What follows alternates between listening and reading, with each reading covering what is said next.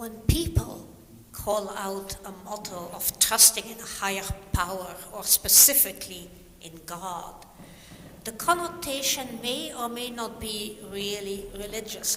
Often it is not.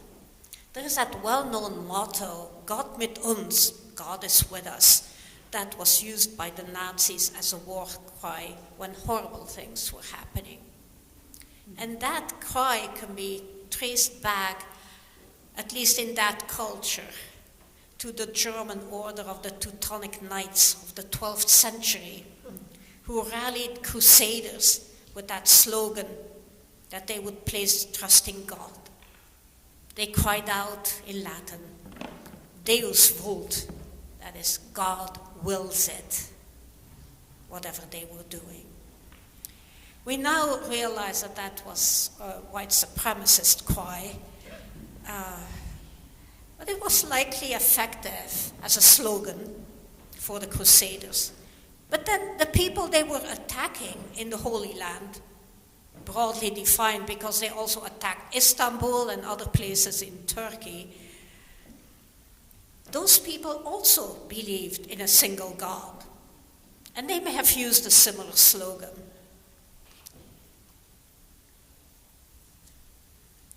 In another context, closer to home, when I was reflecting on religious forms of trust, I obviously got to the point where I looked at a dollar bill, which still, after more than half a century, carries the motto, in God we trust.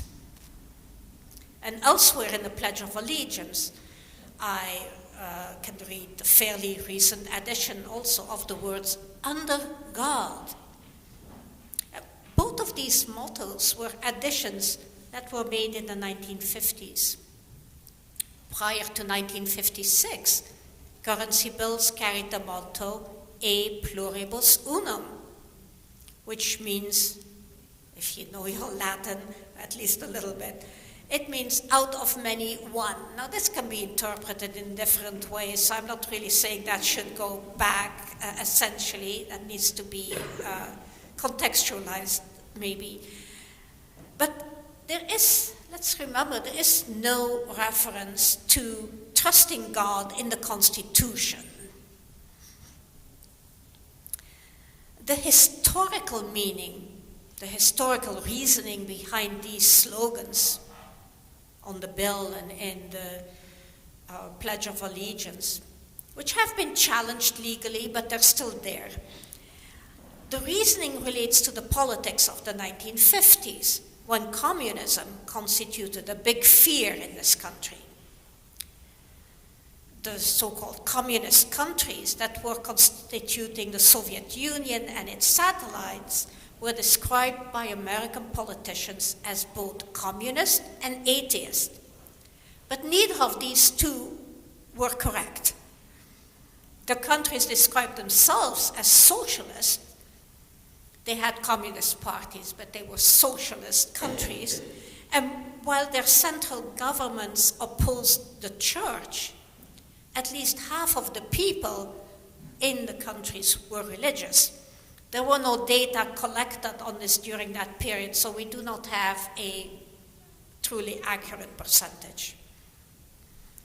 It is true that Karl Marx's philosophy influenced the political regimes there, and Marx famously described religion as the opiate of the masses.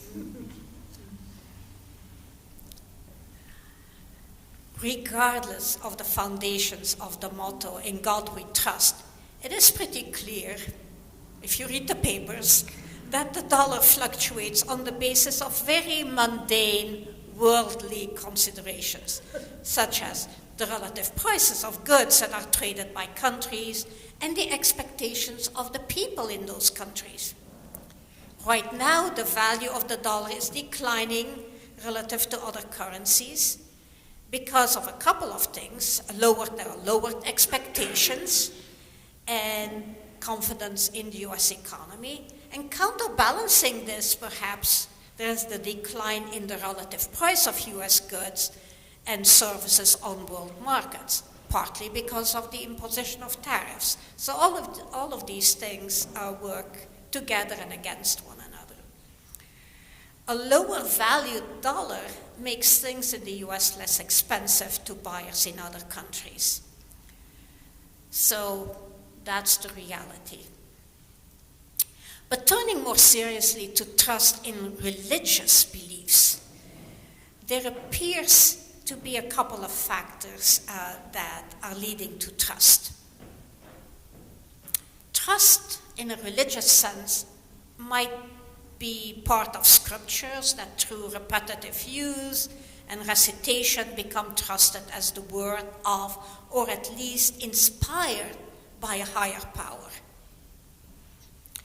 Or as in the New Testament's Gospels, it may be the exemplary goodness of the actions and the advice by the prophet Jesus that make people say, I trust this. And that becomes a religious trust when we read those words over and over. So God, in this sense, is the trustee, the one in whom trust is placed. The believer is the trustor, using our terminology from last words. And I'm pointing this out because this is not the same in all religions, this position of truster versus trustee. And sometimes, in the biblical sense, trust is supposed to be blind. In some cases, like in Proverbs, book 3, verse 5, the trust is supposed to be unconditional, blind. And this is a quote from the New Revised Standard Version. And it says, trust in the Lord with all your heart and do not rely on your own insight. So trust is embedded in the belief. If you have the belief, the trust is there. But there are other visualizations of religious trust. In Islam, the central emphasis of trust is on human character. So the emphasis is on the trustor. The word for trust in Arabic is amana. Trust is given to us by God, by Allah. And we have a responsibility in terms of our obligations. And therefore, we have to be trustworthy, and we have to be considerate in how we deal with that trust that is given to us by Allah and also by the other people that we are practicing with. So we have to be trustworthy in addition to trusting. And as I sort of think about major religions today, in Buddhism, there is no God per se.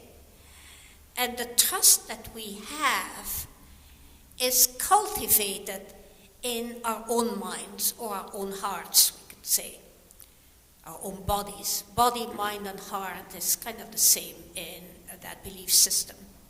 And how does that work? There are 4 noble truths, which are the basic tenets of Buddhism.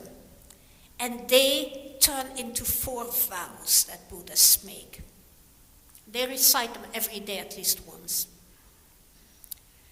So when I'm thinking about the 4 vows and the 4 noble truths that they relate to, these can be stated in many different ways. They all mean the same thing. But basically there are 4 words that summarize the noble truths. So the easiest way to state them is to just state those 4 words. And the first is suffering. In Sanskrit, that is dukkha. The second is desire. The third is dharma, the truth. And the 4th is Buddha. Now, if I say them in a longer version, in my own words that I use today, together with the vows, I would state them like this. All beings are suffering. I vow to save them all. So that gets into community. The second is, we know where suffering comes from. Suffering is caused by desire. I vow to understand and overcome them, and to help others to do so. And the third is, there's a way to overcome these desires. I vow to practice that way. And the fourth is, it's possible to attain Buddhahood, and I will do so by following the Eightfold Path. So that's a lot longer than the 4 words, but it basically says the same thing. So by following that Eightfold Path, with its 8 rules that basically are an expansion on the 4 vows and the 4 noble truths, if we follow them step by step, consistently, every day, every moment of every day, then we can reach enlightenment. A Buddhist disciples constantly remind themselves of these 4 vows. In times when I was practicing a lot of Zen Buddhism, I did meditation periods like 4 times a day, and each time there would be a recitation of those 4 vows, and they would be recited in Sino-Japanese. I could do that now, but I don't think you want to hear that. But it's done every day, constantly. And in that way, Buddhists are reminded of those 3 parts that are in their commitment. Yes, there are 4 vows, but there are 3 parts really that they relate to. They relate to the Buddha, they relate to the Dharma, or the truth, the way, and they relate to the Sangha, the community. So often they say Buddha, Dharma, Sangha. In the times when I was making my robe, which is like this big, tiny, tiny stitches, every time you did a stitch, you were supposed to say Buddha, Dharma, Sangha, for thousands and thousands of them. And I'm not sure I really did that. But this is what Buddhists take refuge in. And this is then leading to a trust that is inside their hearts, inside their minds, inside their bodies. It becomes automatic as a refuge, as a trust. In some of the strains of Buddhism, the practitioners believe that through their practice, notably meditation, frequent meditation, they will rediscover something that was in them all along. And that is their Buddhahood, so to speak. So you find your Buddha inside you. It's not a God out there, it's all inside you. And they gradually develop the faithing and the trust that is inside them. Now, to look at religion in a different way, I was also thinking about nature-based religions, and there are so many of them, I cannot possibly do them justice, but many religions are nature-based or have a strong natural element, a belief in the repetitive character of nature. Spring always follows winter, and so on. And this kind of reliance develops in a trust that is an integral part of the religious beliefs and practices. It's often reflected in origin stories, like in the Anishinaabe origin story. It's a long story, but there is a point when harmony is destroyed by human disagreements, and the earth is flooded by Gije Manitou, the great spirit, leaving only a few animals and 1 human alive. The ones who can't swim or fly, they're sitting on a log. And the flood of the earth is ultimately reversed first by the human Nana Boju saying, I think I can go down under the water and pick up some dirt and we can start again. but his efforts are fruitless, or her efforts are fruitless. There is no specific gender attached to Nana Boju. And then other animals like the loon, they try it too, the beaver, the turtle. But ultimately, there's the little muskrat. The little muskrat, the least of us. And the least of us is also so typical for many religious beliefs.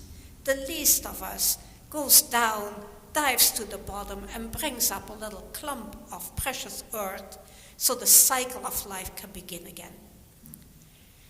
The earth is put on the turtle, and sadly the muskrat dies out of exhaustion, so it sacrifices itself.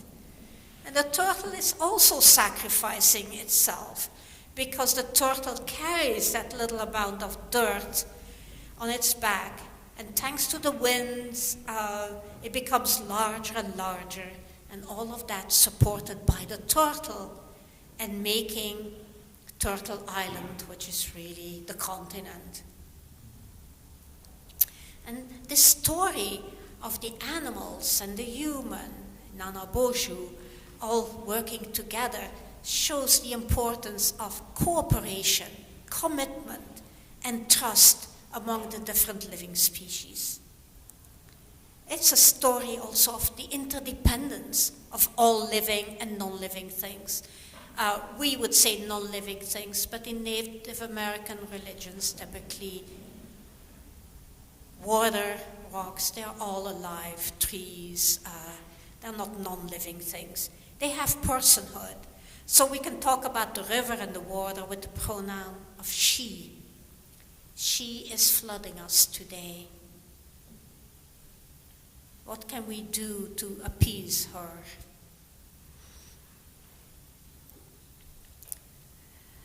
Considering that all of these types of trusts in the examples I used are embedded in religions, and they are not the only religions, there are many more, religions that are all practiced in our country, we might in future times see that slogan on our paper currency be replaced again by a more inclusive slogan. I don't know what that would be. And so far, legal challenges have been unsuccessful. They were mostly focused on taking the "In God We Trust" out of the slogan. And if it is replaced, will it still refer to trust? Will the word trust still be there? And what will it relate to? Will it relate to all of us? Everything? That's not very likely. I don't know, and it's not really right now in the forefront of my concern, so I'm leaving it out there for later. So I'll get to the point of thinking, is trust embedded in Unitarian Universalist covenants? You know probably that there's a long history of Christian roots and interpretations of scriptures in many traditions, including the traditions of Unitarian Universalism and the two strands from which it came. And these traditions carry interpretations that sometimes are trust in a God, other times trust in other people, trust in oneself, trust in nature. But cooperation and commitment over long periods of time have indeed led to trust in the Unitarian Universalist covenant and the values that summarize it. These summaries are not always the same.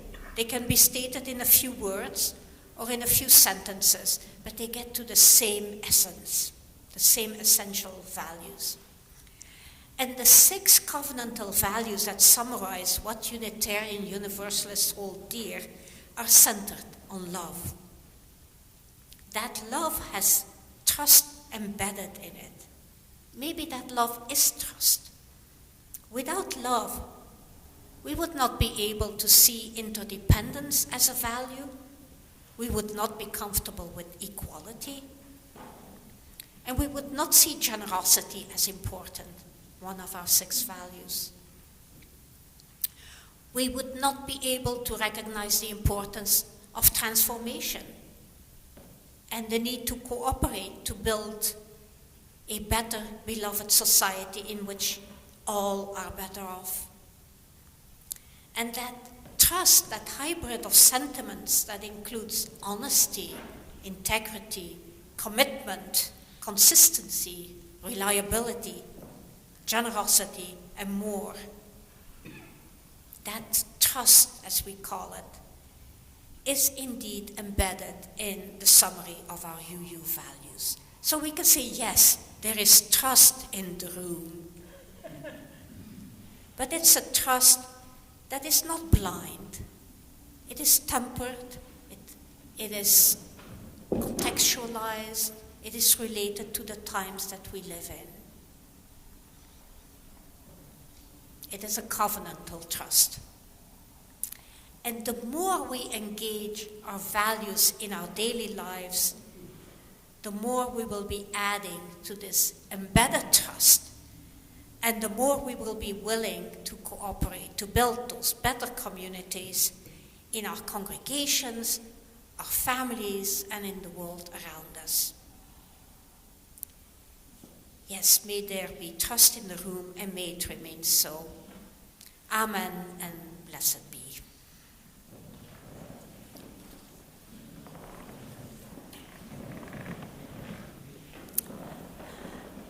Let us now rise in body or spirit